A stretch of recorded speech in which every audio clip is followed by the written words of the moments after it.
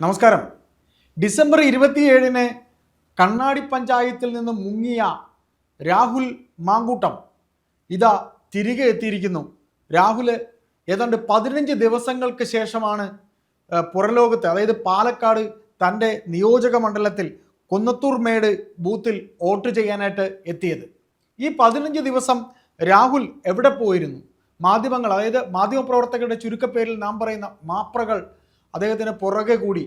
വായിൽ ഒരു കമ്പിട്ട് കുത്തിയാൽ പോലും രാഹുൽ ഒരക്ഷരം മിണ്ടില്ല എന്നായി.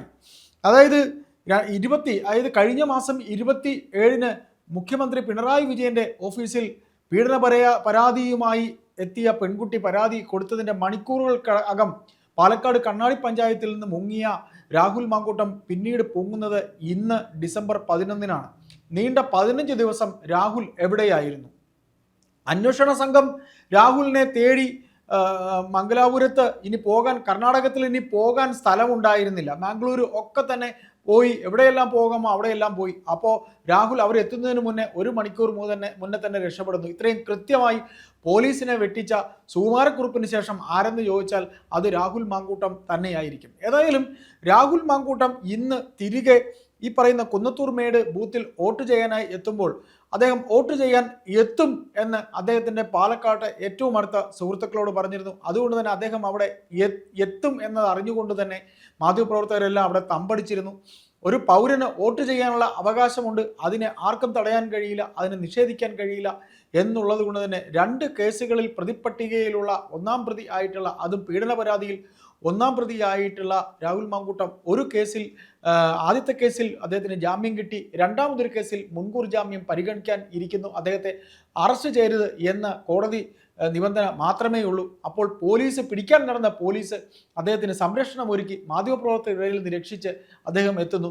അദ്ദേഹത്തിന് മറ്റൊരു കോഫി ഷോപ്പിൽ അദ്ദേഹം ഒന്ന് ചായ കുടിക്കാൻ വരുമ്പോൾ അവിടെയും ചായ ഗ്ലാസിനിടയിലൂടെ മൈക്ക് കുത്തിക്കയറ്റുന്ന മാധ്യമപ്രവർത്തകർ. അദ്ദേഹത്തോട് ചോദിക്കുന്ന ചോദ്യങ്ങൾക്ക് അദ്ദേഹം ഒന്നും പറയുന്നില്ല. തിരികെ വീണ്ടും ഓഫീസിലേക്ക് പോകുന്നു. അദ്ദേഹം പാലക്കാട് ഉണ്ടാകുമെന്ന് ചോദിച്ചപ്പോൾ പാലക്കാട് ഞാൻ ഉണ്ടാകുമെന്ന് പറയുന്നു. പാർട്ടി തനിക്കെതിരെ നടപടിയെടുത്തില്ല എന്ത് പറയുന്നെന്ന് ചോദിക്കുന്നു. അതിന് അദ്ദേഹത്തിന് മറുപടിയില്ല. ഏതായാലും രാഹുൽ മാങ്കൂട്ടം 15 ദിവസത്തിന് ശേഷം വീണ്ടും ഷൈൻ ചെയ്യുകയാണ്.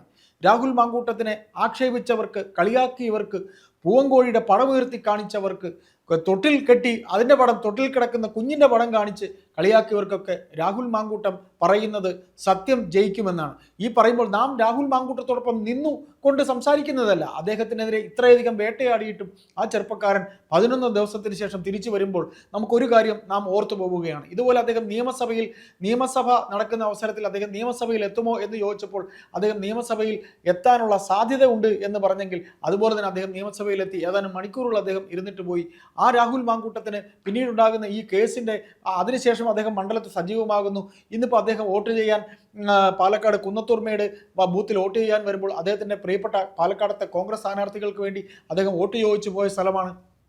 ആ പാലക്കാട് ഏതാണ്ട് എല്ലാ മണ്ഡലത്തിലും അദ്ദേഹം വോട്ട് ചോദിക്കാൻ പോയിരുന്നു. അപ്പോൾ അദ്ദേഹം അവിടെ ഇന്ന് വോട്ട് ചെയ്യാൻ എത്തി. അപ്പോൾ നിയമസഭയിൽ പോകരുതെന്ന് പറഞ്ഞു, ഇന്ന് വോട്ട് ചെയ്യാൻ വരരുതെന്ന് പറഞ്ഞു. ഏതായാലും കോൺഗ്രസ് നേതൃത്വത്തിൽ ഒരു വിഭാഗം നിശബ്ദമായി. ഇന്ന് അദ്ദേഹം അവിടെ വന്ന് ഇറങ്ങുമ്പോൾ അദ്ദേഹത്തിനൊപ്പം ഉണ്ടായിരുന്നത് പാലക്കാടത്തെ കോൺഗ്രസ് പ്രവർത്തകരാണ്. അവരോട് മാധ്യമപ്രവർത്തകർ ചോദിച്ചു, ഈ പാർട്ടിയിൽ നിന്ന് പുറത്താക്കിയ ഒരാളെ നിങ്ങൾ എന്തിനു കൂടെ വരണം? അപ്പോൾ അവർ നൽകിയ മറുപടി, അദ്ദേഹം പാലക്കാടിൻ്റെ MLA ആണ്, ഞങ്ങളെ ജയിപ്പിച്ചു വിട്ട ഞങ്ങളുടെ MLA ആണ്, അതുകൊണ്ട് ഞങ്ങൾ രാഹുലേട്ടനെ കാണാൻ വന്നത് എന്നാണ്. അപ്പോൾ രാഹുൽ മാങ്കൂട്ടം എന്ന യുവ നേതാവിനെതിരെ ഈ ഉണ്ടായിരിക്കുന്ന, അതായത് മുഖ്യമന്ത്രിക്ക് നൽകിയ പരാതി, ശേഷം 2-മത് വന്ന പരാതി, ഈ പരാതികളൊക്കെ തന്നെ ഇനി വരുന്ന ഈ വരുന്ന 15-നാണ് ഹൈക്കോർട്ട് അദ്ദേഹത്തിൻ്റെ മുൻകൂർ ജാമ്യകാര്യം പരിഗണിക്കാൻ ഇരിക്കുന്നതേ ഉള്ളൂ. ഏതായാലും തീർച്ചയായിട്ടും ഈ വരുന്ന 15-നാണ് അത് പരിഗണിക്കുന്നത്. അപ്പോൾ ഇങ്ങനെയുള്ള കേസിൻ്റെ ഈ കറക്റ്റ് മധ്യത്തിൽ നിൽക്കുമ്പോൾ തന്നെ അദ്ദേഹം വോട്ട് ചെയ്യാൻ വരുന്നു. അദ്ദേഹത്തിൻ്റെ ഓഫീസിൽ ഉണ്ടാകുന്നു. അദ്ദേഹം ഇനിയും പാലക്കാട് മണ്ഡലത്തിൽ ഉണ്ടാകും എന്ന് പറയുന്നു. അപ്പോൾ തിരുവനന്തപുരത്ത് സെഷൻസ് കോടതി അദ്ദേഹത്തിന് ഈ 2-മത്തെ കേസിൽ ജാമ്യം അനുവദിച്ചിരിക്കുന്നു. അറസ്റ്റ് ചെയ്യാൻ പാടില്ല എന്ന് പറയുന്നു. ഹൈക്കോർട്ടിലേക്ക് ഈ വരുന്ന ദിവസങ്ങളിൽ പരിഗണിക്കാൻ പോകുന്ന ഈ പ്രസ്തുത കേസ് 2-മത്തെ കേസിനും അദ്ദേഹത്തിന് ജാമ്യം കിട്ടും എന്ന് തന്നെ അദ്ദേഹം ധരിക്കുന്നത് കൊണ്ടല്ലേ. അപ്പോൾ ഇവിടെ 1-2 ചോദ്യങ്ങൾ ഉണ്ടാകുന്നു. പാലക്കാട് MLA രാഹുൽ മാങ്കൂട്ടം കോൺഗ്രസ് പാർട്ടിയിൽ നിന്ന് പുറത്താക്കപ്പെട്ട രാഹുൽ മാങ്കൂട്ടത്തിനെ ഇപ്പോഴും പാർട്ടിക്കാർ സംരക്ഷിക്കുമ്പോഴും അദ്ദേഹത്തിൻ്റെ പാർട്ടിക്കാർ തന്നെ ഒറ്റപ്പെടുത്തുമ്പോഴും രാഹുൽ ഒറ്റയാനായി നിന്ന് അദ്ദേഹം തിരിച്ച് പാലക്കാടേക്ക് എത്തിക്കുന്നു, അദ്ദേഹത്തിൻ്റെ മണ്ഡലത്തിലേക്ക് എത്തിയിരിക്കുന്നു. ഇനി വരുന്ന കേസും നടപടികളും ഒക്കെയുമായി താൻ അതിനെല്ലാം സഹകരിക്കും എന്ന രീതിയിലാണ് മാങ്കൂട്ടത്തിൻ്റെ മറുപടി.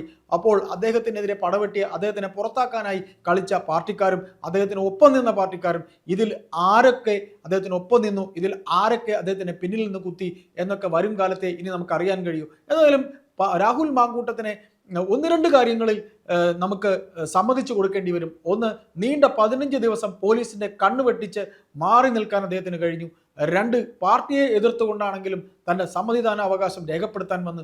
3, ഇത്രയും അപവാദം കേട്ടിട്ടും ചിരിച്ചുകൊണ്ട് മാപ്രകളെ നേരിട്ട, അതായത് മാധ്യമപ്രവർത്തകരെ നേരിട്ട, സമൂഹത്തെ നേരിട്ട കൂക്കുവിളികൾക്ക് ചിരിച്ചുകൊണ്ട് നടന്നു നീങ്ങി കാറിലേക്ക്, MLA ബോർഡ് വെച്ച കാറിലേക്ക് കയറി ഈ മണിക്കൂറുകൾ ഇപ്പോഴും പുഞ്ചിരിച്ചുകൊണ്ട് സകലതിനെ നേരിടുന്ന രാഹുൽ മാങ്കൂട്ടത്തിൻ്റെ മനസ്സിനെ നമുക്ക് ശിരസ നമിക്കാതിരിക്കാൻ കഴിയില്ല. നമുക്ക് കാത്തിരിക്കാം. പണിക്ക് മറുപണിയുമായി രാഹുൽ തുടങ്ങി എന്ന് മാത്രമേ നമുക്കിതിൻ്റെ കൺക്ലൂഷനായി പറയാനുള്ളൂ.